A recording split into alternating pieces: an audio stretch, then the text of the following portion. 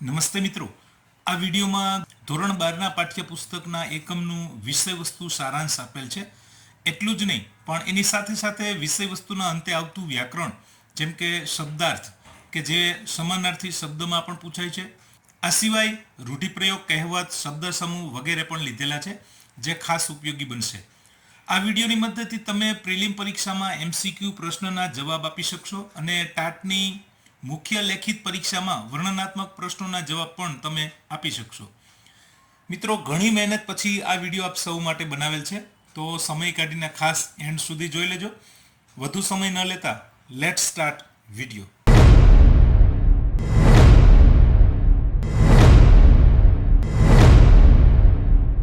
એકમ 1, અખિલ બ્રહ્માંડમાં. આ એક પદ છે જેના રચયિતા છે નરસિંહ મહેતા, જે ગુજરાતી ભાષાના ઉત્તમ કોટીના ભક્ત કવિ છે. એમણે જ્ઞાન, ભક્તિ અને વૈરાગ્યના પદો રચીને ગુજરાતી કવિતાને સમૃદ્ધ કરી છે. ગુજરાતી ભાષાના આદ્ય કવિ નરસિંહ મહેતાનું વતન ભાવનગર જિલ્લાનું તળાજા ગામ. શામળસરનો વિવાહ, હાર, હુંડી, કુંવરબાઈનું મામેરું અને શ્રાદ્ધ એમની આત્મચરિત્રાત્મક રચનાઓ છે. નરસિંહ મહેતાના પ્રભાતિયા લોકકંઠે કાયમ માટે વસી ગયા છે, જેમ કે ભોળી રે ભરવાડણ, જળકમળ છાંડી જાને બાળા, જાગને જાદવા, જાગોને જશોદાના જાયા વગેરે આપણે સૌ સાંભળીએ છીએ.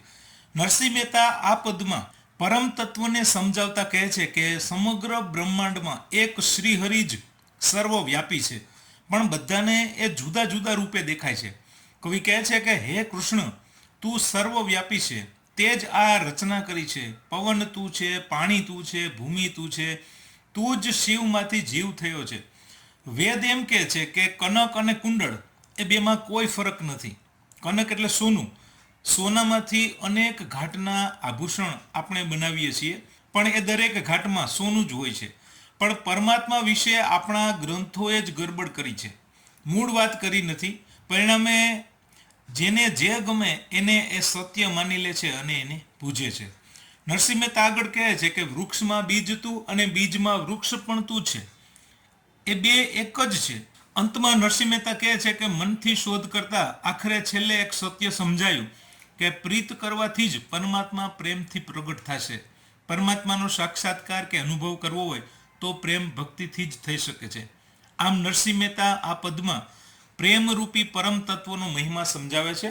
આમાંથી પ્રશ્નોત્તરી જોઈએ તો નરસિંહ મહેતાએ પ્રભાતિયા માટે કયા છંદનો ઉપયોગ કર્યો છે, તો એ છે ઝૂલણા છંદ. કવિના મતે ઈશ્વરને કઈ રીતે પામી શકાય છે, તો ફક્ત પ્રેમ ભક્તિથી. કવિના મતે લોકો કોને પૂજે છે, તો જે ગમે એને. સુવર્ણ એક હોવા છતાં શેમાં ભેદ હોતો નથી, તો કનક અને કુંડળ વચ્ચે. કવિની દ્રષ્ટિએ તત્વમાં તેજ રૂપે કોણ વસેલું છે, તો ઈશ્વર. એકમ 2, ખીજડીએ ટેકરે. આ એક નવલિકા છે જેના લેખક છે ચુનીલાલ મડિયા. એનો જન્મ રાજકોટ જિલ્લામાં આવેલા ધોરાજીમાં થયો હતો. એમણે નવલકથા, નવલિકા, નાટક, વિવેચન તેમજ કાવ્ય ક્ષેત્રે ખેડાણ કર્યું છે. વ્યાજનો વારસ, વેડા વેડાની છાંયડી, લીલુડી ધરતી ભાગ 1, 2, સધરા જે સંગનો સાડો વગેરે એમની નવલકથાઓ છે. તે રણજીતરામ સુવર્ણચંદ્રક તથા નર્મદ સુવર્ણચંદ્રકથી સન્માનિત છે. હવે વાત આવે આ એકમની, તો જીવનની કારમી ગરીબાઈ વચ્ચે ધબકતા પિતૃ હૃદય ભોજાની મનસ્થિતિ લેખકે આમાં રજૂ કરી છે. મુખ્ય પાત્ર એ ભોજા નામની ગરીબ વ્યક્તિનું છે. ભોજો ખીજડીયા ટેકરાની નજીક દર વર્ષે તરબૂચનો વાડો તૈયાર કરતો. આડે દિવસે એના કુટુંબને નદીના ખુલ્લા પટમાં પડ્યા રહેવું પડતું હતું. આ શિયાળે ખૂબ ઠંડી પડી એટલે એ ગીરની અંદર જઈ અને નાનકડો કૂબો બનાવે છે અને વચ્ચે રહે છે. ભોજો વાડામાં છોડને પાણી પાય છે અને પાણી સિંચતા સિંચતા ગામમાં આવેલી કાપડની દુકાનો વિશે મનમાં વિચારે છે. એ વિચારતો કે માધવજી કાપડીઓ ગજના ગજ ભરે, એટલે કે ઘણું બધું કાપડ વેચે રોજના, પણ પોતાના માટે લુગડાનો એક ટુકડો પણ ફાડીને આપતો નથી. પોતાની ગરીબાઈ વિશે નિશાસા નાખતા નાખતા બીજા વેપારીઓને પણ એ દોષ આપે છે. ભૂતકાળમાં એમણે કાપડની દુકાનમાંથી ચોરી પણ કરેલી. ત્યારે ગામના શંકાસ્પદ શખ્સોની યાદી ઉપરથી કુબાનો સગડ કાઢીને પસાયતાઓ ઝાડની ડાળે બાંધીને નીચે તાપ કરે છે અને હાથ પગ બાંધીને ભોજાને લાકડીઓથી ઢોર માર મારે છે અને પરાણે ગુનાની કબૂલાત પણ કરાવે છે. પસાઈ તો અહીંયા એક નવો શબ્દ છે, તો એનો અર્થ થાય છે રક્ષક અથવા તો ગામનો ચોકિયાત. ભોજાની ગરીબાઈ એટલી હતી કે પહેરવા કપડાં પણ નહોતા. એના બાળકો કપડાં વગરના રખડતા હતા. એવામાં એને આ કપડાં મેળવવા માટે એક સંયોગ દેખાય છે. ખીજડીયા ટેકરાનો ઉપયોગ નાના બાળકોનું મૃત્યુ થાય પછી એને દાટવા માટે થતો હતો. એની જમીન બહુ કઠણ નહોતી, એટલે નાનકડી કોષ વડે એનું ખોદકામ એકલે હાથે થઈ શકતું હતું. ગામના એક પોસ્ટ માસ્ટર કે જેને ઘેરે વર્ષો પછી દીકરાનો જન્મ થાય છે, પણ એ ખુશી એના નસીબમાં નહીં હોય એમ દીકરો જન્મ પછી મરી ગયો. ત્યારે કોઈ કહેતું કે છોકરો મરેલો જન્મ્યો હતો, તો કોઈ કહેતું કે જન્મને પછી મરી ગયો. પોસ્ટ માસ્તરે તો દીકરાની પાછળ સારું દાન પુણ્ય કરી નાખ્યું અને ઊંચી જાતનું રેશમી કાપડ લઈ અને દીકરાની ઉપર વીંટાળી અને ખીજડીયા ટેકરા તરફ ચાલે છે. આ દ્રશ્ય ભોજો એની આંખે જુએ છે, ત્યારે એની નજર આ મરેલા દીકરા ઉપર જે રેશમી કાપડ વીંટાળેલું હતું એના ઉપર જાય છે. એ વિચારે છે કે આ કાપડ લઈ લઉં તો મારું કામ થઈ જાય. એ લોકો દીકરાને દફન કરી અને બધા ચાલ્યા જાય છે. પછી જ્યારે અંધારું થાય ત્યારે ભોજો જ્યાં દીકરાને દાટ્યો હતો એ જગ્યાએ જઈ અને કોસથી ખોદે છે અને દીકરાને બહાર કાઢે છે. પછી જેવો એ દીકરાને હાથમાં લે છે તરત જ એને થોડો સળવળાટ દેખાયો, એટલે કે દીકરો હલ્યો હોય એવું લાગ્યું. એ આશ્ચર્યમાં પડી ગયો કે આ મરેલું બાળક હલનચલન કેવી રીતે કરી શકે. અચાનક એની આંખો ફાટી ગઈ. એણે જોયું કે આ બાળક તો હજી જીવે છે. ત્યારે એને એક વિચાર આવ્યો કે કપડાં લઈ અને ફરી બાળકને પાછો દાટી દઉં. પણ બીજો વિચાર એ આવ્યો કે જીવતા બાળકને કેવી રીતે મોતને ઘાટ ઉતારવો, પોતે પાપનો ભાગીદાર બનશે. એટલે પછી એ બાળકને પોતાના ઘરે લઈ જાય છે અને એની પત્ની કે જેનું નામ છે જીવલી, એ પણ આ જીવતા બાળકને જોઈ અને વત્સલ માતા સ્વરૂપ બની જાય છે અને નવજાત બાળકને છાતીએ ચાંપી દે છે. પછી ભોજો એ દીકરાને લઈને પોસ્ટ માસ્તરના ઘરે જાય છે અને તેમને આપી દે છે. આ જોઈ અને પોસ્ટ માસ્ટર ખૂબ ખુશ થાય છે અને એને ઇનામ આપવાની વાત કરે છે. પોસ્ટ માસ્ટર કહે છે કે ભોજિયા તને મનમાં આવે એ ઇનામ માગી લે. પોસ્ટ માસ્ટરની પત્ની પણ કહે છે કે મારા વીર, અમારી ચામડીના પગરખા સીવડાવીએ તોય તારા ગણનું સાટું વળે એમ નથી. ત્યારે ભોજો કહે છે કે ઇનામ માટે હું ટેકરે નહોતો ચડ્યો, પણ બાયડીની આબરૂ ઢાંકવા લુગડાનો લીરો પણ મારા ઘરમાં નથી, એટલે એકાદ જોડી લુગડા અપાવો તો મારા માટે એ મોટું ઇનામ જ છે. ત્યારે પોસ્ટ માસ્ટર કહે છે કે એક શું કામ, બે બે જોડ લુગડા વેતરાવી લે. અહીંયા આ નવલિકા પૂરી થાય છે. આ પાઠમાં આવતા કેટલાક શબ્દાર્થ જોઈએ, જેમાં છે સાઠી એટલે કપાસ કે એરંડાની પાતળી સૂકી સોટી, કૂબો એટલે ઘુમ્મટવાળું ઘાસનું ઝૂંપડું, ટોયામણ છોડને પાણી સિંચવું તે, થેપાડું એટલે સારી જાતનું ધોતિયું, મનચક્ષુ આંતરદૃષ્ટિ, ગજ 24 તસુનું માપ લંબાઈ, ખતરીસો એટલે ખાતરપાડુનું એક હથિયાર જેને ખાતરિયું પણ કહેવાય છે, પસાઈતો એટલે ગામનો ચોકિયાત રક્ષક, કોષ લોખંડનું જમીન ખોદવાનું એક ઓજાર, ઇસ્કોતરો એટલે જૂની લાકડાની પેટી, ખાપણ મૃતદેહ પર વીંટાળવામાં આવતું વસ્ત્ર, ચડિતર એટલે ભૂત પ્રેતના વર્તન જેવું અજુગતું ચમત્કાર ભરેલું, ગણ તો અહીંયા એનો અર્થ થાય છે ઉપકાર, હિજરાવવું, ઝૂરવું, બળિયા કરવું. હવે આમાં આવતા કેટલાક રૂઢિપ્રયોગ,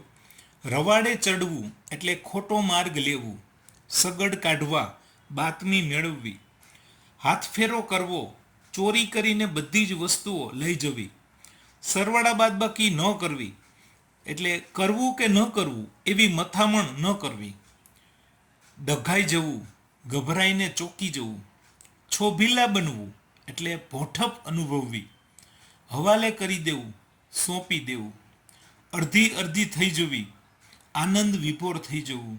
એકમ 3 દમયંતી સ્વયંવર કે જે એક આખ્યાન ખંડ છે અને એના લેખક છે પ્રેમાનંદ. એમનો જન્મ વડોદરામાં થયો હતો.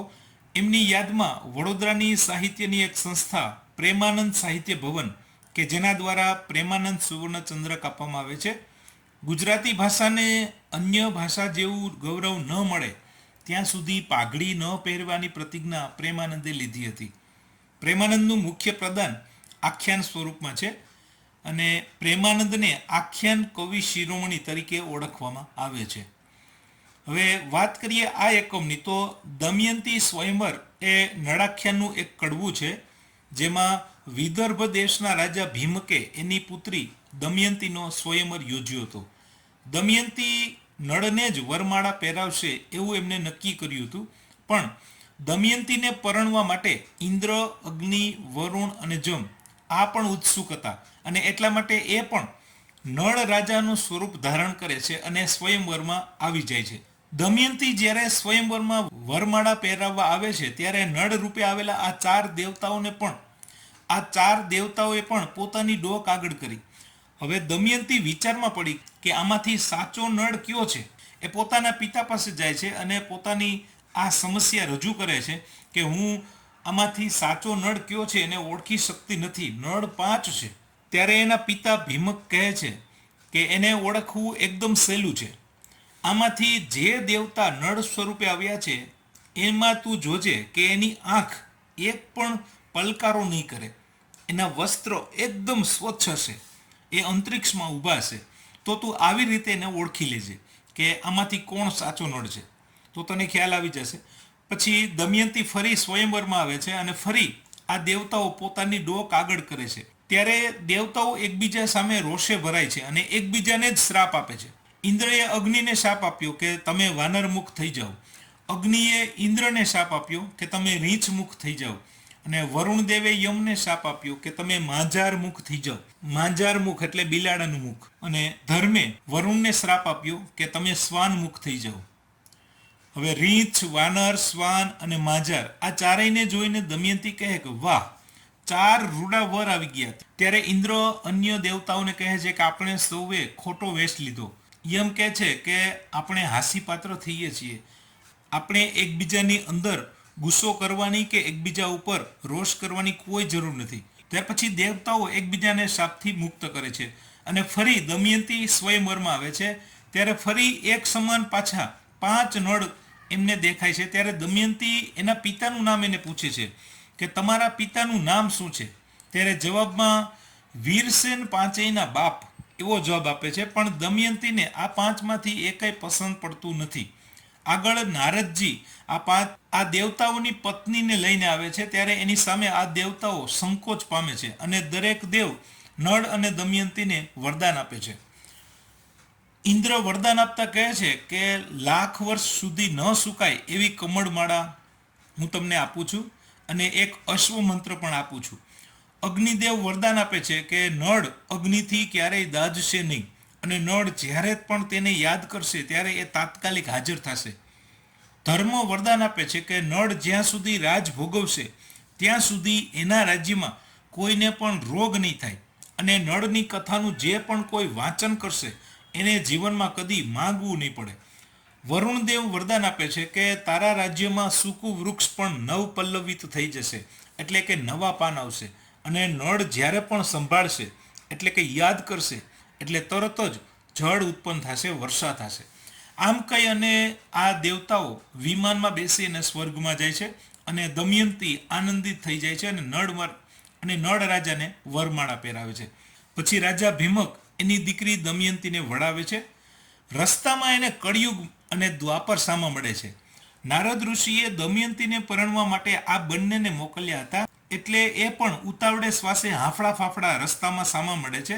એ દમયંતીને પરણવા જતા હોય છે, પણ રસ્તામાં દમયંતીની જાન એને સામે મળે છે. ત્યારે એ બંને ક્રોધિત થાય છે. ત્યારે કળિયુગ કહે છે કે જે નળ રાજાએ મને દમયંતી સાથે પરણવા ન દીધો, હું આજથી એની પાછળ પડી જઈશ. ત્યાર પછી નળ અને દમયંતી સ્વર્ગનું સુખ ભોગવે છે અને બંને પ્રેમથી સાથે રહે છે. આ બાજુ નગરની આજુબાજુ કળિયુગ આટા ફેરા મારે છે, પણ સત્યને કારણે એનો પ્રવેશ થઈ શકતો નથી. હજારો વર્ષ વીતી જાય છે. ત્યાર પછી દમયંતીને 2 જોડિયા બાળક થાય છે. એક દિવસ નળ રાજાએ પાણી મંગાવ્યું. સંધ્યાકાળનો સમય હતો. જળથી પગ ધોતી વખતે પગની પાની એની કોરી રહી જાય છે અને કળિયુગને નળમાં પ્રવેશવાનો મોકો મળી જાય છે. આવી રીતે પગની પાની દ્વારા કળિયુગ એનામાં પ્રવેશ કરે છે.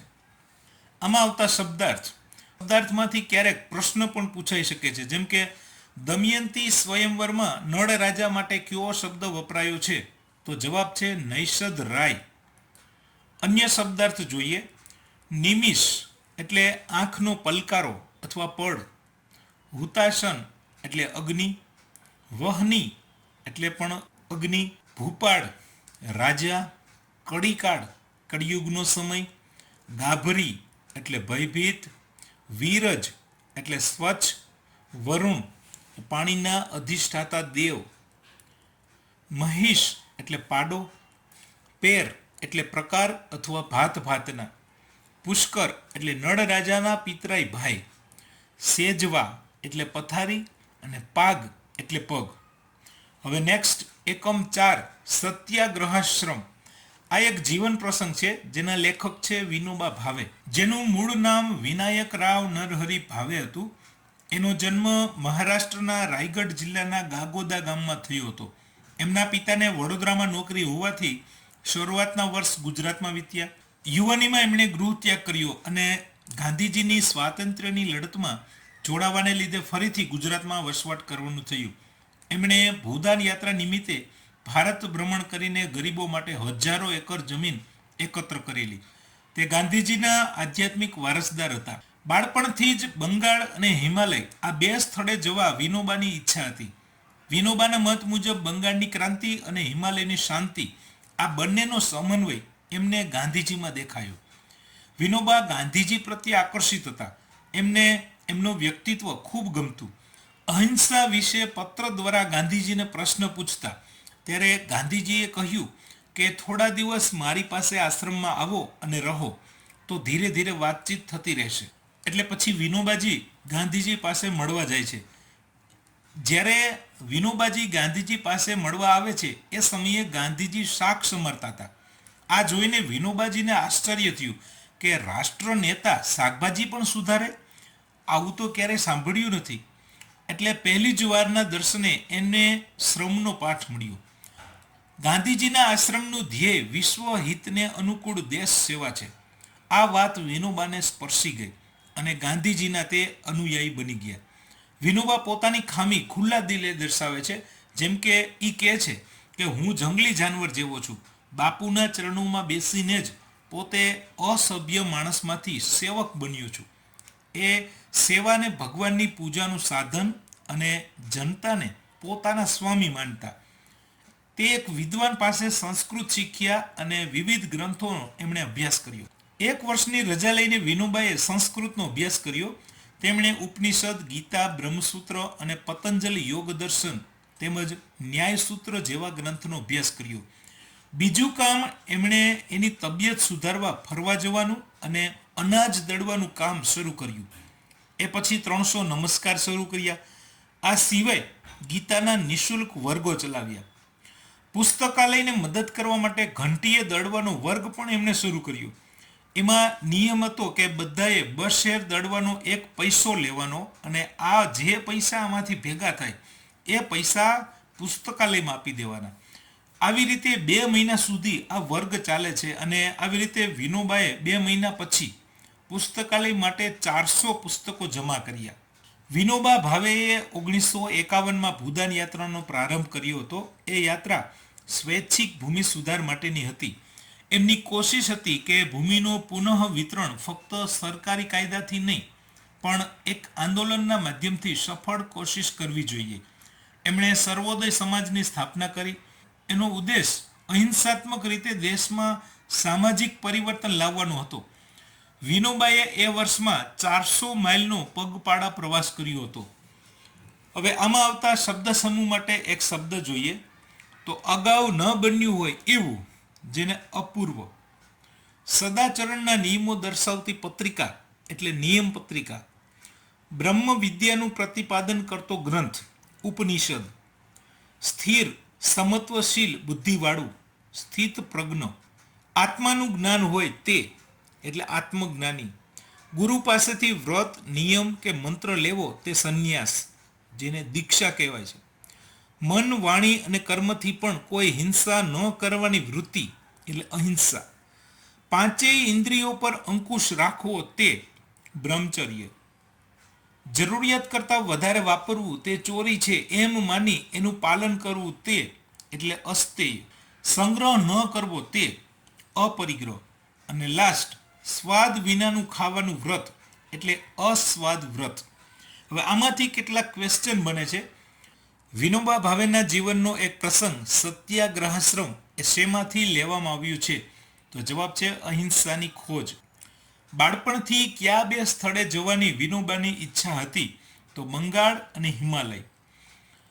કાશીમાં ગાંધીજીએ કયા વિષય ઉપર ઐતિહાસિક ભાષણ કર્યું? તો એ છે અહિંસા. વિનોબા કોચરબ આશ્રમ પહોંચ્યા ત્યારે એમના માટે કયું દ્રશ્ય નવાઈનું હતું? તો ગાંધીજી શાક સમારતા હતા એ દ્રશ્ય. ગાંધીજીને શાક સમારતા જોઈને વિનોબાને શેનો પાઠ મળ્યો? શ્રમનો. બાપુ પાસેથી વિનોબાને શેની દીક્ષા મળી? કર્મયોગની. વિનોબાએ પોતાના મિત્ર ગોપાળરાવની મદદ લઈને શેનો અભ્યાસ શરૂ કર્યો? સંસ્કૃતનો. મિત્રો, આમાં વિષય વસ્તુની સાથે સાથે જે તે એકમ અને એના લેખક કે રચનાકાર કોણ છે એના પણ જોડકા સ્વરૂપે પ્રશ્નો પૂછાય છે. જેમ કે સૂચિ 1 અને સૂચિ 2. તો એમાં કૃતિ અને સર્જક આવી રીતે તાજેતરમાં લેવાયેલ માધ્યમિક વિભાગની ટાટ પરીક્ષામાં પ્રશ્નો પૂછાયેલા છે. ત્યાર પછી કૃતિ અને પાત્ર, આને લગતા પણ પ્રશ્નો જોડકા જોડો આવી રીતે પૂછાયેલા છે. માટે દરેક કૃતિ અને એમાં આવતા પાત્રોના નામ પણ યાદ રાખવા. કૃતિ અને એનો મુખ્ય વિચાર એટલે કે એનું વિષય વસ્તુ શું છે, એનો કેન્દ્રવર્તી વિચાર, એમાં શેના વિશે વાત છે, આવી રીતે પણ પ્રશ્નો પૂછાય છે. એકમ 5 રામબાણ. આ એક પદ છે, ભજન છે અને એના કવિ છે ધના ભગત, જેણે ભક્તિ કરતા કરતા ભજન રચેલા છે. અને આ ધના ભગત ધોળા જંકશન તાલુકો ઉમરાણાના વતની હતા. એનું પૂરું નામ ધના કેશવ કાકડિયા હતું. પૂર્વાશ્રમમાં તે લેવા પટેલ સમાજના હતા. ધોળા મુકામે કે જે ભાવનગર જિલ્લામાં આવેલ છે ત્યાં એમની સમાધિ પણ છે. જો કે એમના જીવન વિશે ખૂબ ઓછી માહિતી પ્રાપ્ત થાય છે. વાત કરીએ આ રચનાની, તો અહીંયા જે ભજન રજૂ થયું છે એમાં રામબાણ વાગ્યાની વાત છે. રામબાણ એટલે પ્રભુની ભક્તિરૂપી બાણ. આમાં ધના ભગતે ભક્તોના સમર્પણ ભાવને બિરદાવ્યો છે. સામાન્ય રીતે બાણ વાગે તો શરીરમાં એની અસહ્ય વેદના થાય, પણ અહીંયા કવિ એમ કહે છે કે જે ભક્તોને પ્રભુના બાણ વાગ્યા છે એમને આ પ્રભુ ભક્તિનું બાણ વરદાન સ્વરૂપ લાગે છે. એનાથી કોઈ પીડા થતી નથી. ધના ભગત કહે છે કે સિંહણનું દૂધ તો સિંહનું જે બચ્ચું છે, સિંહ બાળ, એને જ જરે, બીજા કોઈ આ સિંહના દૂધને પચાવી ન શકે. આગળ ભજનમાં જેમને જેમને પણ રામના બાણ વાગ્યા છે એમના ઉદાહરણ પણ એમણે આપેલા છે. ધ્રુવને પણ રામબાણ વાગે છે, પ્રહલાદને પણ રામબાણ વાગે છે. તે ભક્તિભાવમાં ઠરીને ઠામ થયા છે. સુખદેવજીને માના ગર્ભમાં જ રામબાણ વાગે છે અને એ માટેનું પ્રમાણ આપણા વેદ અને વચન છે. મીરાબાઈ ઉપર ક્રોધે ભરાયેલા રાણાજી તલવાર તાણે છે, ઝેર પણ આપે છે, પણ મીરાબાઈ એમને અમૃત સમજીને પી જાય છે અને ઈશ્વર એમની રક્ષા કરે છે.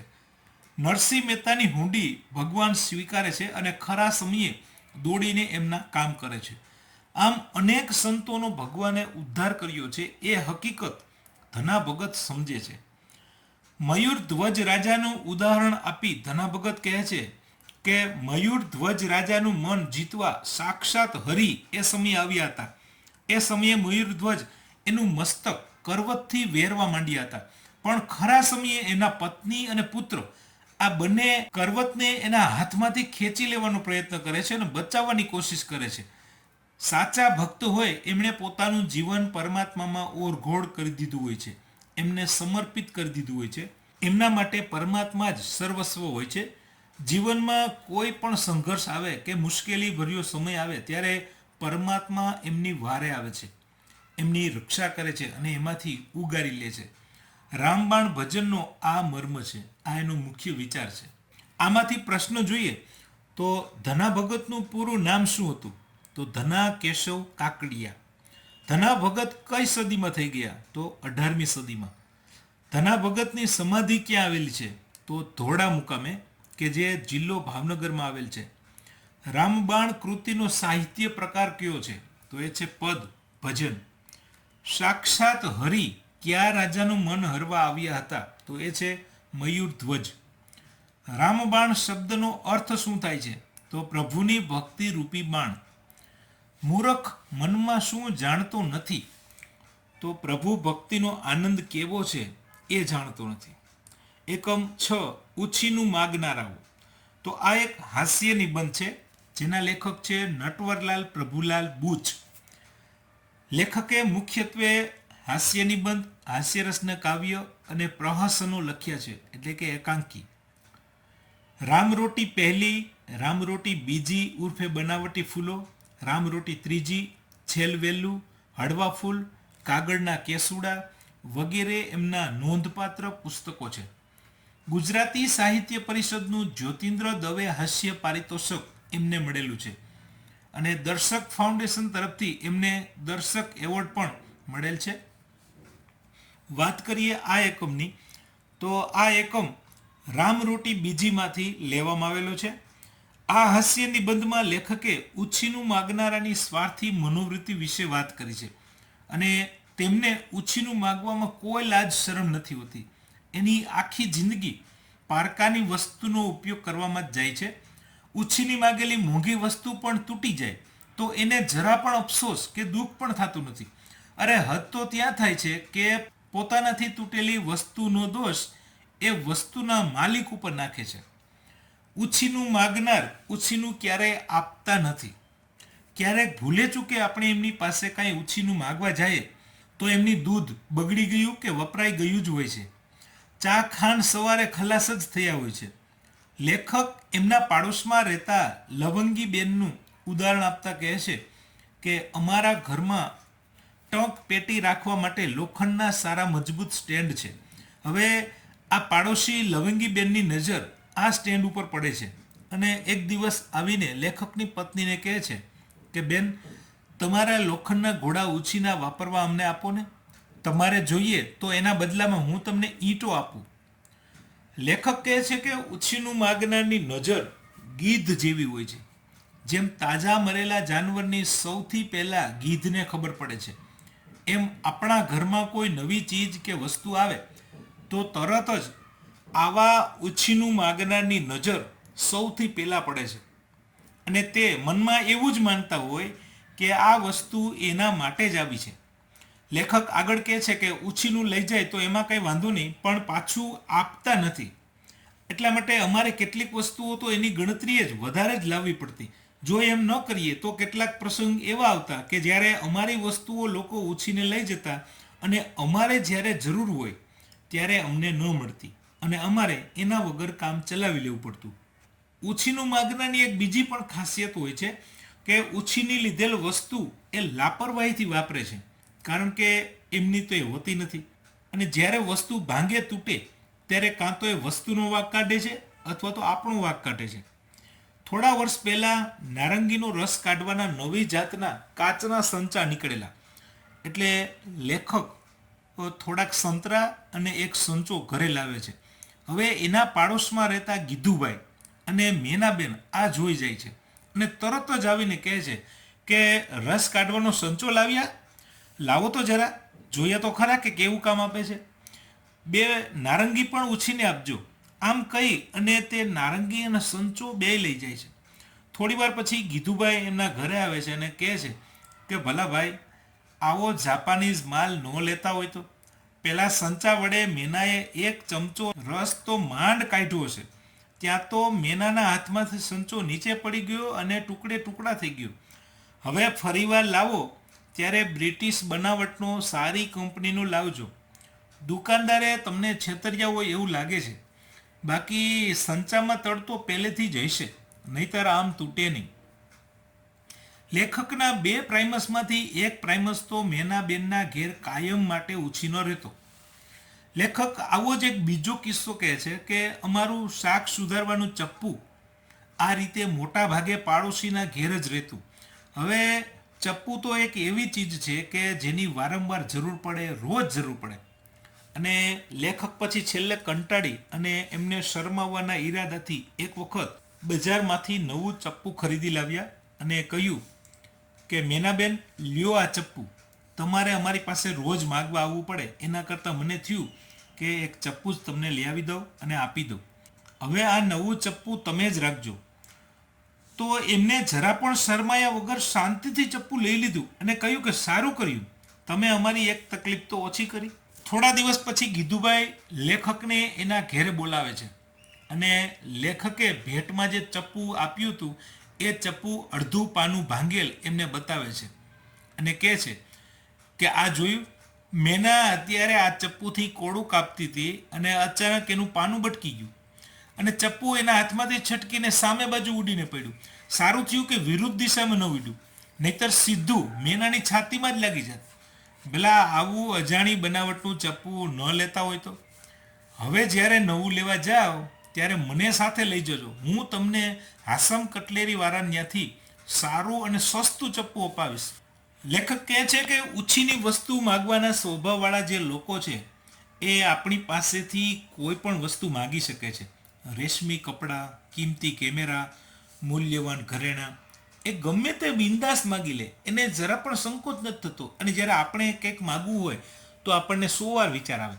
પણ આ જે ઉછીનું માગવા વાળાની જે વૃત્તિ છે એ ખરેખર કાબિલે તારીફ છે. અને કોઈ ઉછીનું આપણી પાસે માગે અને આપણે એને આનાકાની કરીએ તો શરમાવીને કે પરાણે લઈ જાય છે.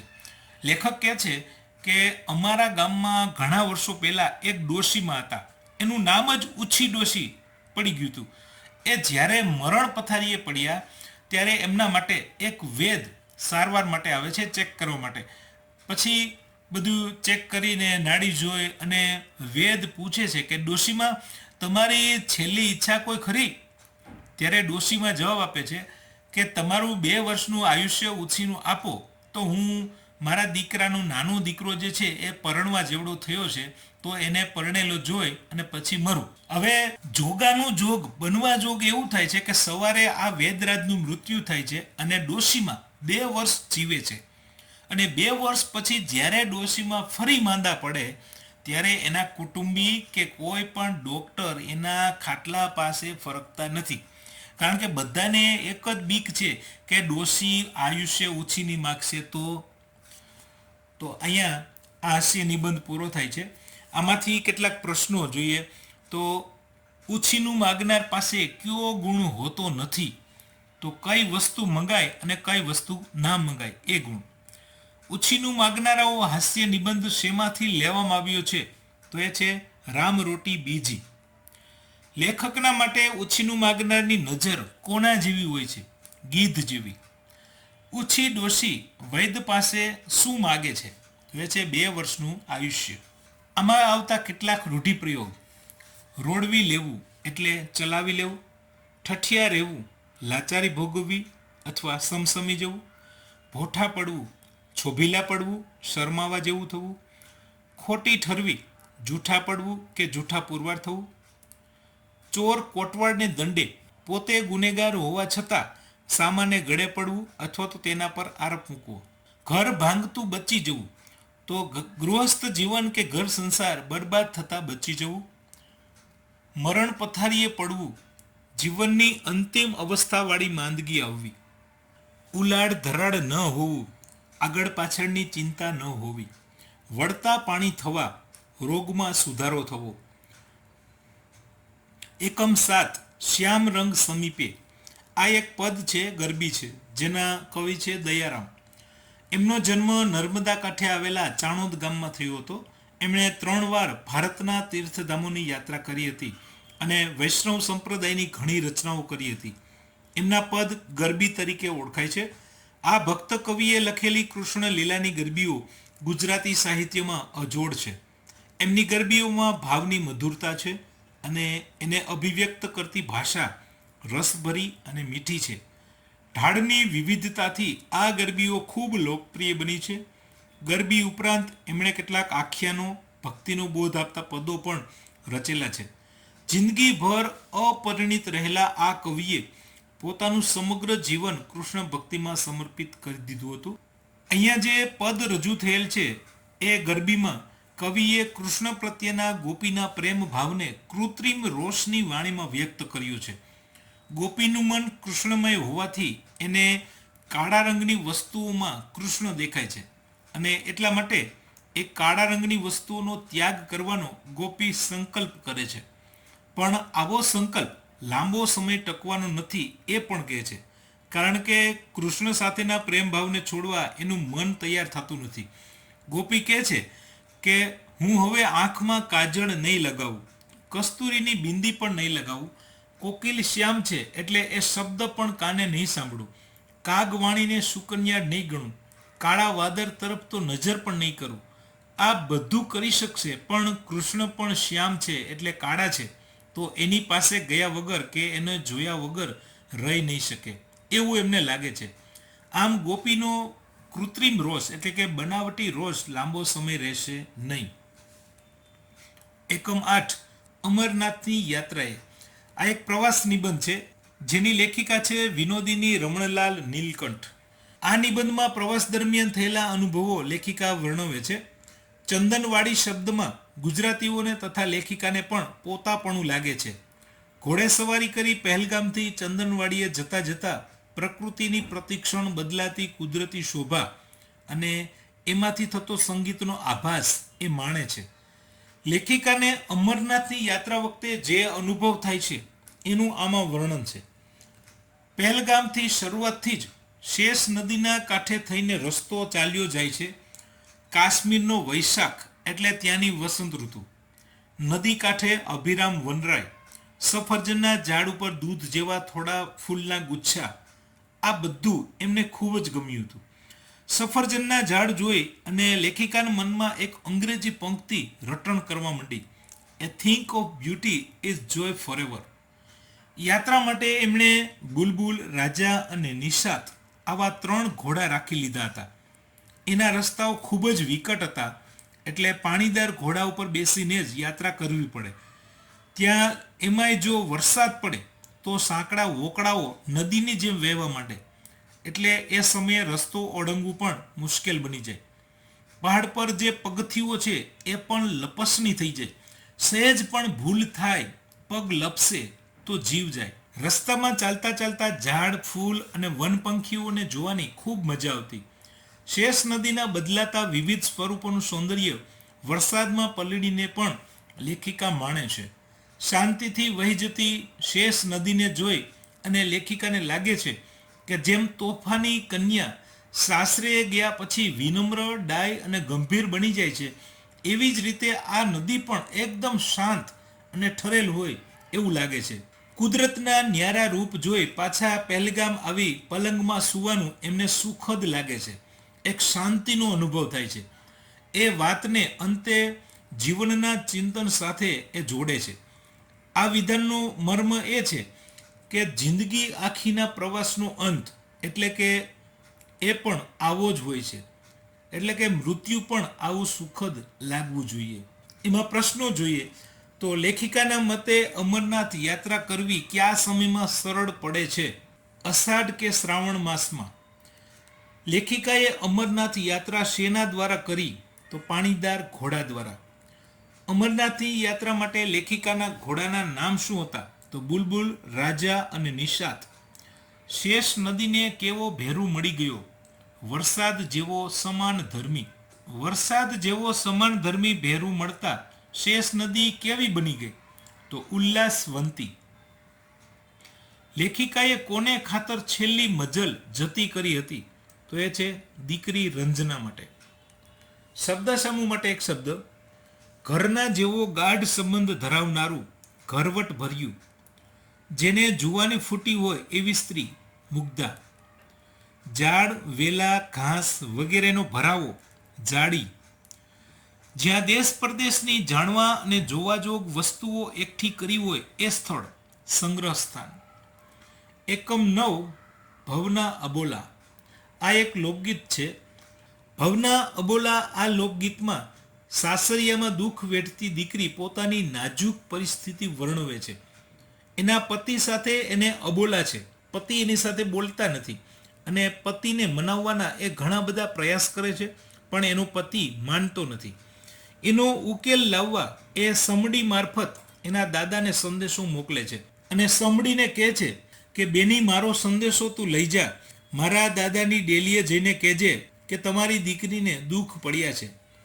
સંદેશો મળતા જ દાદા પણ સંદેશાનો જવાબમાં કહેવડાવે છે કે દીકરી, સુખ તો સૌ કોઈ ભોગવે પણ દુઃખ વેઠે તો જ સાસરિયામાં સારું નામ થાય. ત્યારે દીકરી પોતાને કેટલું દુઃખ પડે છે એની વ્યથા રજૂ કરતા કહે છે કે દાદા, ખેતર હોય તો ખેડાય, પણ ડુંગર કઈ રીતે ખેડાય? કૂવો હોય તો એનો તાગ કઢાય, પણ સમુદ્રનો તાગ કઈ રીતે કાઢવો?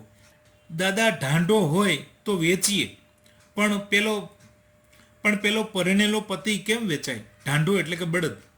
કાગળ હોય તો વંચાય, પણ કોઈના નસીબને કઈ રીતે વાંચવું? આ ઉદાહરણ દ્વારા દીકરી પોતાના પર પડતા દુઃખની ચરમ સીમા બતાવે છે કે જે અસહ્ય છે. શબ્દ સમૂહ માટે એક શબ્દ. રાંધવા માટે પહેલેથી ગરમ કરવા મૂકેલું પાણી તો આંધણ. ઘર આગળની બાંધેલી દરવાજાવાળી રચના ડેલી. રિસાઈને અમુકની સાથે ન બોલવું તે અબોલા. ચૂલામાં બાળવા માટે ગોઠવેલ છાણા લાકડા ઓબાળ. ચૂલા ઉપરના આંધણમાં ચોખા કઠોળ નાખવા ઓરવું. એકમ 10 યુધિષ્ઠિર યુદ્ધ વિષાદ. આ એક નાટ્યાંશ છે જેના કવિ છે ઉમાશંકર જોશી. નિશિત કાવ્ય ગ્રંથ માટે 1967ના વર્ષનો ભારતીય જ્ઞાનપીઠ પુરસ્કાર એમને મળેલો છે. આ રચનામાં મહાભારતનો પ્રસંગ છે. મહાભારતમાં યુદ્ધમાં કૌરવોના મૃત્યુ પછી ઉત્તર ક્રિયા કરીને પાંડવો બેઠા છે. ત્યાં યુધિષ્ઠિરને મનમાં થોડું દુઃખ છે. પોતાના જ પરિવારના સભ્યોને એમણે 5 ભાઈઓએ મળીને મોતને ઘાટ ઉતાર્યા છે. એના મનમાં આનો એક વસવસો પણ છે. યુધિષ્ઠિરને પોતાનો વિજય એ વિજય નથી લાગતો. આ વિષય ઉપર નારદજી, શ્રી કૃષ્ણ તથા અન્ય જે પાંડવ ભાઈઓ છે એ બધા મળીને યુધિષ્ઠિરને સમજાવવાની કોશિશ કરે છે, પણ યુધિષ્ઠિર ઉપર એની કોઈ અસર થતી નથી. એ સમજવા તૈયાર જ નથી. સૌ કોઈ યુધિષ્ઠિરને આ ગડમથલમાંથી બહાર આવી અને રાજગાદી સંભાળવાની વાત કરે છે. ત્યારે યુધિષ્ઠિર બધાને જવાબ આપે છે કે તે પ્રજાનો સેવક બનશે, ચાકર થઈને રહેશે, પણ સિંહાસન ઉપરથી સત્તા નહીં સંભાળે. તે માને છે કે પોતે બહુ મોટું પાપ કર્યું છે અને કેટલા પોતાના વાલાને ગુમાવ્યા છે. હજારો સ્ત્રીઓએ પોતાના પતિને ગુમાવ્યા છે. કેટલી માતાઓ દીકરા વગરની થઈ ગઈ છે. કેટલાય સંતાનો બાપ વગરના થઈ ગયા છે અને બધાના વિરહમાં એના સભ્યો વલોપાત કરી રહ્યા છે. આ સ્ત્રીઓના વલોપાતનો અવાજ આખા આકાશમાં 10 દિશાઓમાંથી આવે છે. આ મળદા ઉપર પગ મૂકીને નગરજનોની દુઃખી ચીસો વચ્ચે મુગટ પહેરવાની મારામાં હિંમત નથી અને પોતે વનમાં જવાની વાત કરે છે. ત્યારે યુધિષ્ઠિરનું તત્વજ્ઞાન સાંભળી અને કંટાળી ગયેલી દ્રૌપદી એનો ગુસ્સો પ્રગટ કરતા કહે છે કે બસ બસ, બહુ થયું. તમારું તત્વજ્ઞાન સાંભળીને અમે ધરાઈ ગયા. હવે એકની એક જગ જૂની ક્ષમા અને શાંતિની વાતો. એ દિવસે ભરી સભામાં તમારા દેખતા મને ચોટલો પકડીને દુશાસન ખેંચી લાવ્યો. એ તો ભગવાને લાજ રાખી, નહીં તો મને નિર્વસ્ત્ર કરત. દ્રૌપદી યુધિષ્ઠિરને શાસ્ત્રના વચનની યાદ દેવરાવતા સ્ત્રીના સન્માન અંગે કહે છે, સ્ત્રીનો કોઈ ચોટલો પકડે તો તે પિતામહ હોય કે પરમેશ્વર પોતે હોય તો પણ એની સાથે યુદ્ધ જ કરવું જોઈએ. એ પોતાની વ્યથા રજૂ કરતા કહે છે કે શાસ્ત્રનું વચન ન હોય તોય શું, આ તો પાપી હતા. હાથમાં ગદા હોય, ગાંડી હોય તો પણ આ બધું સહન કર્યા કરવાનું. ક્ષમા ક્ષમા એક ધારું ક્ષમા જ મનમાં રટણ કરવું એ કેટલું વ્યાજબી છે. યુધિષ્ઠિર દ્રૌપદીને જવાબ આપતા કહે છે કે તમને કેવળ તમારા ઉપર જે વીત્યું છે એ જ સામે દેખાય છે. અત્યારે હજારો સ્ત્રીઓ પોતાના વાલા પુત્ર, ભાઈ કે પતિના મૃત્યુથી રડતી હશે, એની ચીસો તમને નથી સંભળાતી? શું તમારા કાન બુઠ્ઠા થઈ ગયા છે? જરા ધ્યાન તો આપો. છેલ્લે યુધિષ્ઠિર આટલું કહેતા ઢળી પડે છે. યુધિષ્ઠિરે લીધેલા નિર્ણય સાંભળીને ભીમ પોતાની જાતને દોષિત માને છે અને કહે છે કે હું જ પાપી હતો, હું જ ઝેરનું પૂતળું હતો. અર્જુન કબૂલે છે કે મને મારા ગાંડીવનું અભિમાન હતું. દ્રૌપદી પણ છેલ્લે ઝાંખા મુખે કહે છે કે મારા જ પાપનું આ પરિણામ છે. આમ યુધિષ્ઠિરના શબ્દો સાંભળી પ્રાયશ્ચિત રૂપે પોતાની ભૂલ કે ગુનો કબૂલ કરે છે. અને લાસ્ટમાં શ્રી કૃષ્ણ પણ એક રીતે તો યુધિષ્ઠિરનું કહેવું આમ કહીને પોતાની વાત છોડી દે છે. એમનું અધૂરું મૂકેલું આ વાક્ય એક વાતનો સંદેશ આપે છે કે માણસના શરીરની સાથે લડવા કરતાં એનામાં રહેલી દુર્વૃત્તિ સાથે લડવાની જરૂર છે. પણ સાથે એમ પણ કહેવા માંગતા હશે કે તમે ગમે તેટલા પ્રયત્ન કરો પણ આવી દુર્વૃત્તિ ધરાવતા અસુરો પોતાનો સ્વભાવ ક્યારેય છોડતા નથી. શબ્દ સમૂહ માટે એક શબ્દ: જંગલમાંથી લાકડા કાપી વેચવાનો ધંધો કરનાર કઠિયારો. પહાડો, જંગલો વગેરેમાં ઉનાળામાં લાગતી આગ દાવાનળ. ઘોના આકારનું, શરીરે ઊભા વાળવાળું, ખેતરાઉ સર્પનું શત્રુ ગણાતું એક પ્રાણી નોળિયો. સમુદ્રમાં જળ શોષણ કરતો મનાતો અગ્નિ વડવાનળ. મર્મ પરનું પ્રહાર મર્મ પ્રહાર. સૈનિક વગેરેને પહેરવાનું લોઢાના તારનું રક્ષણાત્મક કવચ બખ્તર. વિશ્વના સર્જનની સર્વસામાન્ય પ્રણાલી સૃષ્ટિક્રમ. પહાડનો ઘાટઘૂટ વિનાનો ગુફા જેવો ભાગ કોતર. ચાર દિશા, ચાર ખૂણા તેમજ આકાશ અને જમીન દશે દિશા. એકમ 11 ઉર્મિલા. આ એક ખંડકાવ્ય છે જેના કવિ છે કવિ બોટાદકર. એનું પૂરું નામ છે દામોદર ખુશાલદાસ બોટાદકર. એમનો જન્મ સૌરાષ્ટ્રના બોટાદમાં થયો હતો. એમણે માત્ર 6 ધોરણ સુધીનો જ અભ્યાસ કરેલો છે. હવે આ ખંડકાવ્યમાં લક્ષ્મણ અને ઉર્મિલાના હૃદય ભાવોનું આલેખન છે. પતિ સાથે વનમાં જવાના બદલે ઘેર રહી વિરહની વ્યથા સહન કરવાનો નિર્ણય ઉર્મિલાએ લીધો છે અને લક્ષ્મણ આ નિર્ણયને આવકારે છે. લક્ષ્મણને એમનો નિયમ ગમે છે અને એના પ્રત્યે ગૌરવ છે. લક્ષ્મણ રામ સીતાની સેવામાં વનવાસ જવા નીકળે છે. રાજમહેલના સુખનો ત્યાગ કરી અને લક્ષ્મણ વનમાં જવા માટે ઉર્મિલાની સંમતિ લેવા જાય છે. ઉર્મિલા આ સમાચાર સાંભળીને પોતે ધીરજ ધારણ કરીને ઊભી છે. આ વાસ્તવિકતાને પચાવવી એટલી સહેલી પણ નથી એ પણ સ્વીકારે છે અને તે લક્ષ્મણને એમના સત્કાર્યમાં સહયોગ આપે છે. એણે ધાર્યું હોત તો પતિ લક્ષ્મણને વનમાં જતા રોકી શક્યું હોત. તે શા માટે વગર વાકે રામ અને સીતાની જેમ 14 વર્ષ વનમાં જાય? ઉર્મિલા કહે છે કે વાલા, તમે અનુજના ધર્મનો વિચાર કરીને વનમાં જવા ઈચ્છો છો ત્યારે આ સત્કાર્ય કરતાં તમને મારાથી રોકી ન શકાય. તમને કહેવાનું તો ઘણું થાય છે તો પણ હું કાંઈ જ નહીં કહું. તમારી સાથે આવવાની હઠ કરીને તમને કષ્ટ આપવા કરતાં હું વિયોગનો કષ્ટ સહન કરી લઈશ. લક્ષ્મણ ઉર્મિલાની આ મનસ્થિતિને એક શૂરવીર યોદ્ધા સાથે સરખાવે છે. વનમાં જવા અંગેની પતિની વાત ઉર્મિલાને સાપે દંશ દીધો હોય એવી લાગે છે. એનું લોહી ફીકું પડી જાય છે, હૈયું ચીરાઈ જાય છે અને આંખો પોળી થઈ જાય છે. ઉર્મિલાની વિદાય લેતા પહેલા લક્ષ્મણ એને એક આલિંગન આપે છે. એની દ્રષ્ટિ સાથે દ્રષ્ટિ મેળવે છે.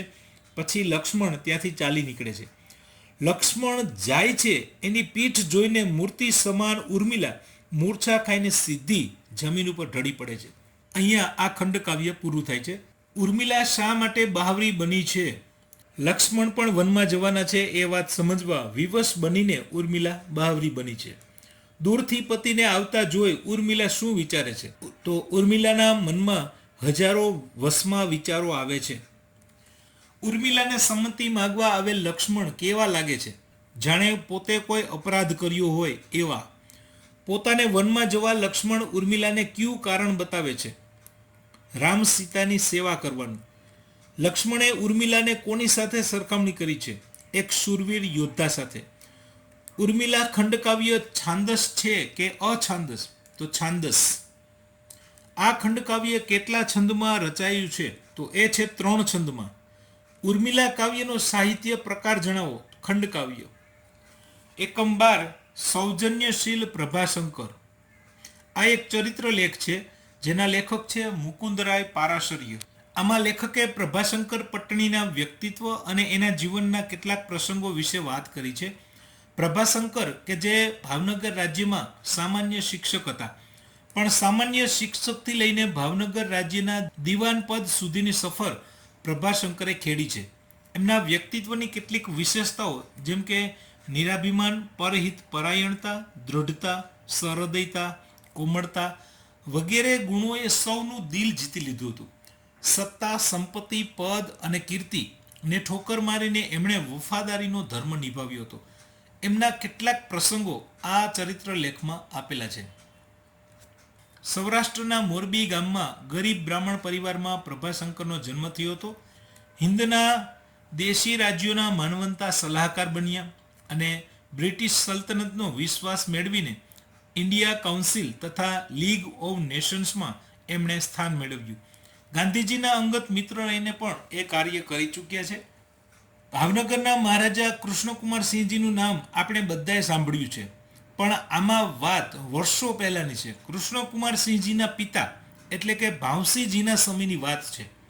મહારાજા ભાવસિંહજી સગીર વયમાં રાજકુમાર કોલેજમાં રાજકોટમાં ભણતા અને પ્રભાશંકર ત્યારે એમની નોકરીમાં હતા. ત્યારથી ભાવસિંહજીને પ્રભાશંકર પ્રત્યે માન સન્માન અને આદરભાવ હતો. એટલે ભાવસિંહજીના પિતા કે જેમનું નામ હતું મહારાજા તખ્તસિંહજી, એ જ્યારે દેવ થયા ત્યારે ભાવસિંહજીએ તાર કરી અને પ્રભાશંકર પટણીને મોરબીથી તેડાવ્યા. પણ પ્રભાશંકરે એવો જવાબ આપ્યો કે હું મોરબી બાવાનો નોકર છું અને એ મને સારી રીતે રાખે છે, એટલે કોઈ પણ કારણ વગર મારે એમની નોકરી છોડીને ત્યાં આવવું એ યોગ્ય નથી, મારાથી નહીં આવી શકાય. પછી ભાવસિંહજી મોરબીના રાજા વાઘજી ઠાકોરને સંદેશો મોકલે છે અને પ્રભાશંકરને લાવવાની એમની પાસેથી મંજૂરી મેળવે છે. એક વખત મહારાજા ભાવસિંહજીએ એક વરિષ્ઠ અમલદારને રાજીનામું આપી 24 કલાકમાં ભાવનગર છોડી જવા હુકમ કર્યો હતો અને પછી પ્રભાશંકરને બોલાવી આ રાજીનામા ઉપર મંજૂરીનો હુકમ લખવા આજ્ઞા કરી. પણ પ્રભાશંકરે સૌથી પહેલાં આ બધી વિગત જાણી અને પછી પોતાનું જ રાજીનામું લખી અને મહારાજાને આપ્યું. ત્યારે મહારાજે પૂછ્યું કે આ શું? ત્યારે પ્રભાશંકર જવાબ આપતા કહે છે કે રાજા એ ફક્ત સત્તાધીશ કે દંડદાતા નથી, પણ પ્રજાનો બાપ છે અને નોકર થવાથી કોઈ માણસ રાજ્યનો પ્રજાજન મટી જતો નથી. નોકર ભૂલ કરે તો એને સુધારવાની ફરજ અમલદારની છે અને એનાથી પણ વધુ અમલદારોનો પણ અમલદાર એટલે કે રાજાની છે. એને બદલે જો રાજા ઘડીમાં ગુસ્સે થઈ અને આકરી સજા કરે તો એ બરાબર નથી. જે કુટુંબે પેઢી દર પેઢી રાજ્યની સેવા કરી અને પોતાનું આખું જીવન આપી દીધું હોય એવા કુટુંબના એક માણસ રાજ્યના નોકર તરીકે કોઈ ભૂલ કરે તો એને તત્કાલ આવી આકરી સજા ન કરવી જોઈએ. જો રાજા આવું કરશે તો રાજાની નોકરી કરવા કોઈ સારો માણસ નહીં આવે. માટે મેં મારું રાજીનામું આપ્યું છે, હું આમાં સહી નહીં કરું. પ્રભાશંકરની આ વાત સાંભળીને મહારાજા એ અમલદારની સજા પણ માફ કરે છે અને બગડેલી બાજીને સુધારવા માટે પ્રભાશંકરને કહે છે કે તમારી રીતે યોગ્ય લાગે એ કરો. બીજો એક પ્રસંગ ટાંકતા લેખક કહે છે કે લોર્ડ કર્ઝન હિન્દના એક મહાન વાઇસરોય હતા. મહારાણી વિક્ટોરિયાના 1858ને ઢંઢેરાથી તાજે વચન આપેલું કે ઈસ્ટ ઇન્ડિયા કંપની સાથે થયેલા કરારમાં જેટલી પણ શરતો છે એ બધી પાડવામાં આવશે. પણ લોર્ડ કર્ઝન પોતાનું મનસ્વી વર્તન ચલાવે છે, પોતાની મરજી ચલાવે છે અને ભાવનગર રાજ્ય સાથે તાજને સમાન બંદરી હકના કરાર હતા એમ છતાં ભાવનગર રાજ્યની સંમતિ લીધા વગર બંદરોના વિકાસ તોડવા માટે જકાતની લાઈન દોરી નાખે છે અને ભાવનગર સહિત કાઠિયાવાડનો જે વેપાર બ્રિટિશ સાથે હતો એને અટકાવે છે. કરાર ભંગનો આ દાખલો નીતિની વિરુદ્ધ હતો. આ સમયમાં પ્રભાશંકર ભાવનગર રાજ્યના દીવાન પદે હતા. ભાવનગર રાજ્ય તરફથી લોર્ડ કર્ઝનને ઘણી બધી વિનંતી કરવામાં આવે છે કે તમે આમાં સુધારો કરો, આટલું અમારી ઉપર જુલમ ન કરો. પણ એમાં કોઈ સુધારો થતો નથી. ત્યાર પછી ભાવનગર રાજ્યે ઇંગ્લેન્ડમાં ઇન્ડિયા કાઉન્સિલ સુધી પણ અરજી કરી, પણ એમ છતાં ઘણા સમય સુધી એમાં કોઈ પરિણામ ન મળ્યું. ત્યારે પ્રભાશંકર પોતે ઇંગ્લેન્ડ જાય છે અને લોર્ડ મોરલીને મળે છે. બધી વિગતનો અભ્યાસ કરી અને લોર્ડ મોરલી કર્ઝનના આ પગલાંને અન્યાયી કહે છે અને કર્ઝનનો ઠરાવ રદ કરે છે. આમ પ્રભાશંકરના લીધે ભાવનગર રાજ્યની સૌથી મોટી જીત થાય છે અને મહારાજા એનાથી ખુશ થાય છે. મહારાજા ભાવસિંહજીને ત્યાં સંતાન નહોતું, એથી પ્રભાશંકરે એના માટે વ્રત રાખે છે. પછી 3 જુલાઈ 1912માં પાટવી કુંવર કૃષ્ણકુમારસિંહજીનો જન્મ થાય છે. ત્યારે તત્કાલ પ્રભાશંકરને વધામણી આપવા મહારાજા ભાવસિંહજી પોતે પ્રભાશંકરના નિવાસ સ્થાને જાય છે અને પોતાની મોજડી ઉતારી અને હળવે પગલે પ્રભાશંકરની પથારી પાસે જઈને ઊભા રહે છે અને પ્રભાશંકર ક્યારે જાગે એની રાહ જુએ છે. પ્રભાશંકર જ્યારે જાગે છે ત્યારે રાજા એમને વધામણી આપે છે. આગળ મહારાજા સાહેબ ઈસવીસન 1919માં એમનું અવસાન થાય છે ત્યારે પ્રભાશંકર ઇન્ડિયા કાઉન્સિલના સભ્ય હોવાથી ઇંગ્લેન્ડમાં હતા અને એમને હિન્દના કોઈ પ્રાંતના ગવર્નર પદે રાખવા માટે સરકાર વિચારતી હતી. પણ ભાવનગરના પ્રજાજન અને રાજ્ય પરિવારની ઈચ્છા હતી કે ભાવનગર રાજ્યનો વહીવટ પ્રભાશંકર પોતે કરે. એટલા માટે પ્રભાશંકર એ ગવર્નર પદની ઓફર સ્વીકારતા નથી અને ભાવનગર રાજ્યનો વહીવટ સંભાળવા માટે તૈયાર થાય છે. પ્રભાશંકરને કાશ્મીરના મહારાજા એમના એક પ્રશ્ન ઉકેલવા માટે કહે છે અને પ્રભાશંકર એને ઉકેલી આપે છે. આ જોઈને કાશ્મીરના મહારાજા પ્રભાશંકરને એક ઓફર આપતા કહે છે કે ભાવનગર તો ખાબોચિયા જેવું છે, તમારા માટે ઘણું નાનું છે, તમે કાશ્મીરને પોતાનું કરો તો હું માસિક 5,000થી ઓછા તમને નહીં આપું અને તમારી યોગ્ય કદર કરીશ. ત્યારે પ્રભાશંકર એ ઓફર પણ સ્વીકારતા નથી. ગાંધીજી અને પ્રભાશંકર રાજકોટ હાઈસ્કૂલમાં સાથે ભણતા અને ત્યારથી જ એકબીજાને ઓળખતા. ગાંધીજી જ્યારે આફ્રિકા હતા ત્યારે પ્રભાશંકર એમના કામથી પરિચિત હતા. ગાંધીજી જ્યારે ભારત આવે છે પછી એકબીજાના ગાઢ મિત્રો બની જાય છે.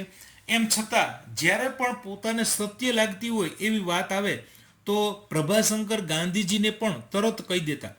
1923માં સત્યાગ્રહની લડતના નામે જે હિંસક તોફાનો થાય છે ત્યારે પ્રભાશંકર ગાંધીજીને રૂબરૂ મળે છે અને સમજાવે છે કે આનાથી તમારી પ્રતિષ્ઠા ઘટે છે, માન ઘટે છે, માટે આ સત્યાગ્રહને તાત્કાલિક પાછો ખેંચી લેવો જોઈએ તો જ એ યોગ્ય ગણાશે અને જો આમ ન થાય તો આ હિમાલય જેવડી ભૂલ ગણાશે.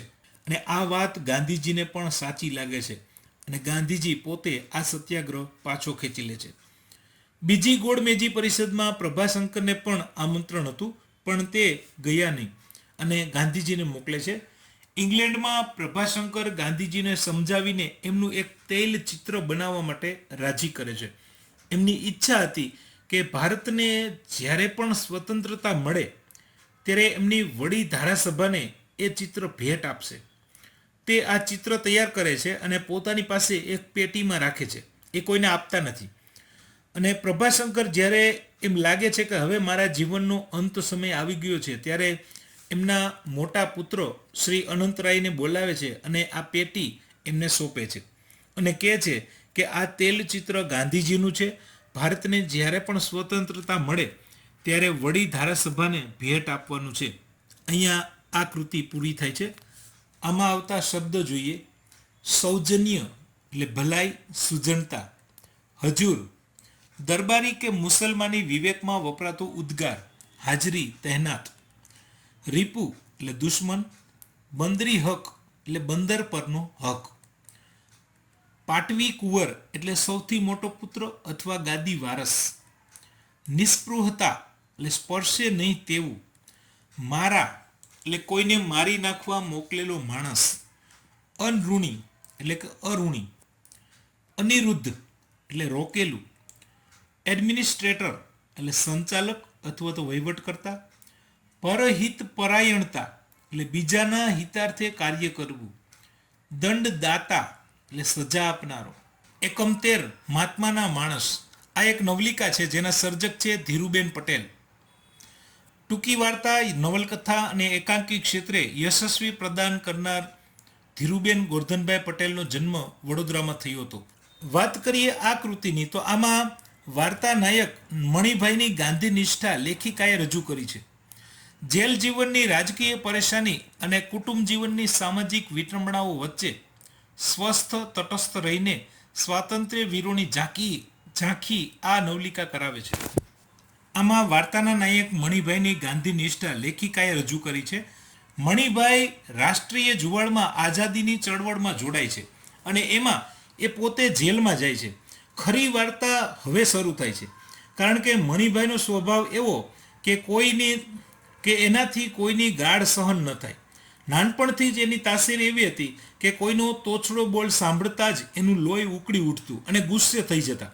એ નાના હતા ત્યારે નિશાળમાં એના માસ્તરે ગુસ્સો કર્યો અને એમને લાગી આવ્યું અને એમણે માસ્તરના માથામાં સ્લેટ મારી અને નિશાળ છોડી દીધેલી. આગળ જતાં ત્રિભુવન વાણિયાની નોકરી પણ એમણે આ જ કારણોસર છોડી દીધેલી. હદ તો ત્યાં થાય કે એમના જીગરજાન મિત્રો હોય એમના મોઢેથી પણ એ ગાળ સાંભળી શકતા નહોતા પણ જ્યારે એ જેલમાં જાય છે ત્યારે જેલમાં 2% જે વોર્ડન કેદીઓની સાથે મણિભાઈને પણ ઘડીએ ને વારે ધમકાવે છે, ગાળ દે છે. મણિભાઈથી આ સહન ન થતું.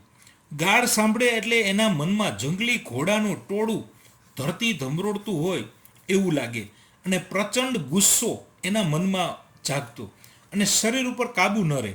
આવા સમયે સત્યાગ્રહીઓ માટે ગાંધીજીએ ચીધેલ આચાર સંહિતા પણ બાજુમાં રહી જાય. આવું થાય ત્યારે મણિભાઈ ઉપવાસ કરતા અને મોટી ઉંમરના જે વિદ્વાન અને ગાંધીવાદી વિચારધારાવાળા હોય એમની પાસે બેસતા અને શાંત વાણી સાંભળતા. આવામાં એમને મનમાં એક વિચાર આવતો કે એકવાર ગાંધી બાપુના આશ્રમમાં જઈને મારે પૂછવું છે કે આ એવું કેવું કે હું મૂંગા મોઢે ગાળ ખાઈ લઉં તો જ ભારત માતા આઝાદ થાય. આ વાત સમજાતી નથી. મણિભાઈની પત્ની હીરાને ઘરેણાનો ખૂબ જ શોખ હતો. એના બાપને ત્યાંથી મળેલા મોટા ભાગના દાગીના એ રાત દિવસ પહેરતી અને 7 પેઢીના સગાને ત્યાં લગ્ન હોય તો અચૂક ઘરેણા પહેરી લે. મણિભાઈના બા એને ટોકતા પણ હીરા એમનું માને નહીં અને દાગીના રોજ પહેરે. પછી મણિભાઈ જ્યારે જેલમાંથી છૂટા થાય છે ત્યારે એ ઘરે જવા નીકળે છે અને રસ્તામાં એમને અવનવા વિચાર આવે છે. મણિભાઈ વિચારે છે કે બા હજી લાજ કાઢે છે, ઘૂમટો તાણે છે, તો એને એકવાર ગાંધી બાપુના આશ્રમમાં લઈ જવા પડશે. ત્યાં બધા એને બરાબર સમજાવી દેશે, લાજ ન કાઢવી, ઘરેણા ન પહેરવા. પછી બીજું એ વિચારે છે કે ગામના માણસો પણ ભેગા થઈને મીટિંગ ભરશે, કાં તો એમને હાર પહેરાવશે, કદાચ નિશાળના માસ્તરને બોલાવી લાવશે ભાષણ કરવા અને પોતાના જેલના અનુભવ વિશે વાત કરવાનું કહેશે. આવું બધું એ મનમાં વિચારે છે. ઘર નજીક આવતા મણિભાઈનું મન મા બાપના કરચલીવાળા ચહેરા જોવાનું અને સગાવાલાના હેતાળ આવકાર માટે તલસવા લાગ્યું. ઘેર પહોંચીને મણિભાઈ એમના બાને મળે છે. મણિભાઈને એની પત્નીને જોઈને આશ્ચર્ય થાય છે, કારણ કે હીરાને દાગીના પહેરવાનો ખૂબ શોખ હતો અને આજે એની સામે જે હીરા છે એ ખાદીની જાડી અને દોઢવેલી સાડી પહેરીને ઊભી હતી. એના શરીર ઉપર એક કોઈ દાગીનો નહોતો, એકદમ સાદગી. હીરાનું આ રૂપ જોઈને મણિભાઈને ખૂબ આશ્ચર્ય થાય. ત્યારે મણિભાઈ એને પૂછે છે કે તને આ કોણે શીખવાડ્યું? આટલી સાહજિક કઈ રીતે થઈ શકે? તો હીરા એને ટૂંકો ને ટચ જવાબ આપે છે કે જ્યાં તમે ત્યાં હું. અને આમ કહી અને હીરા ઝટપટ થાળી પીરસી દે છે. પણ મણિભાઈ વિચારમાં પડી ગયા. વિચારમાં એ ખિસ્સામાંથી બીડી બાકસ કાઢે છે અને જેવા દિવાસળી પેટાવવા જાય કે હીરાએ એના હાથ ઉપર ઝાપટ મારીને કહ્યું, રાખો હવે, શોભતા નથી મહાત્માના માણસ થઈને. પત્નીના હાથની પહેલી ઝાપટ ખાઈને મણિભાઈ ચોંકી ઉઠ્યા. આ શું? નવાઈ લાગી. ગુસ્સે થવાની તૈયારીમાં જ હતા ત્યાં જ સામે બંનેની નજર મળે છે અને બંને હસી પડે છે. કેટલાક શબ્દાર્થ. ડાફ એટલે મોટું પગલું, સાપેક્ષ અપેક્ષાવાળું, બ્રહ્મચર્ય ઇન્દ્રિય નિગ્રહ, માણ સ્મશાન, દંડુકા એટલે ટૂંકી લાકડી, વિમાસનું એટલે વિચારવું, દિશા શૂન્ય એટલે ધ્યેયહીન, તાસીર એટલે પ્રકૃતિ કે સ્વભાવ, ખેવના એટલે ઈચ્છા કે આશા, મજૂસ એટલે પેટી કે પટારો, ચાટ કૂતરાને ખાવા નાખવાનું સાધન, જુવાળ ભરતી કે પ્રવાહ, પરસાળ એટલે ઓસરી અને કૌતક એટલે કૌતુક કે નવાઈ. આમાં આવતા રૂઢિપ્રયોગ. અછોવાના કરવા, અતિશય લાડ કરવા, લોહી ઉકળી ઉઠવું, ગુસ્સે થવું, પગ મણમણના થઈ જવા, મન ખિન્ન થઈ જવું, જખ મારવી, વાંકા રહીને અથવા ન છૂટકે, લોહી ઉકળી ઉઠવું એટલે અત્યંત ક્રોધ આવવો, કાબુમાં ન રહેવું, અંકુશમાં ન રહેવું, પડખું સેવવું એટલે સારા માણસના સંગમાં રહેવું, સંગ કરવો, અજવાળું પથરાતું જવું એટલે જ્ઞાનરૂપી પ્રકાશ ફેલાતો જવો, મન ઢીલું પડવું, મનથી નિર્બળ થઈ જવું, મનને ધક્કો લાગવો એટલે આઘાત લાગવો કે આંચકો લાગવો, મણમણના પગ થઈ જવા એટલે ચાલીને થાકી જવાથી પગ એકદમ ભારે થઈ જવા, મગજ બેર મારી જવું, વિચાર શૂન્ય થઈ જવું, સફાળા ઊભા થવું, હૈયામાં ફાડ સાથે ઊભા થવું. એકમ 14 છેલ્લું દર્શન. આ એક આસ્વાદ લેખ છે જેના કવિ છે જયંત કોઠારી. કવિ રામનારાયણ પાઠક લિખિત છેલ્લું દર્શન એ સોનેટ છે, જેનો આસ્વાદ જયંત કોઠારીએ કરાવ્યો છે. કવિએ પોતાની પત્નીના અવસાન નિમિત્તે લખેલા કાવ્યને છેલ્લું દર્શન નામ આપ્યું છે. આ કાવ્ય સૌંદર્ય અને માંગલ્યનું છે. એ પૂજનનું દર્શન અંતિમ સંસ્કાર પછી નહીં મળે, એટલા માટે કવિએ એને છેલ્લું દર્શન એવું નામ આપવામાં આવ્યું છે. કવિ પત્નીના મૃત્યુ પ્રસંગે એમના જે સ્વજનો છે એમને રોકકડ ન કરવા માટે કહે છે. કવિ કહે છે કે તમારી આંખને સહેજ પણ ભીની થવા ન દેશો. થોડી ક્ષણ મળી છે, માટે આંખના આંસુ રોકી રાખો. આવું સૌંદર્ય ફરી જોવા નહીં મળે. સોનેટના શરૂઆતમાં જ કવિ શબ્દ પ્રયોગ કરે છે કે ધમાલ ન કરો. આ શબ્દ દ્વારા સ્વજનો અને કવિની અસ્વસ્થ મનોદશા આમાં દેખાય છે. કારણ કે મૃત્યુ પ્રસંગે સ્વજનો કે કવિ આંસુને રોકી શકતા નથી.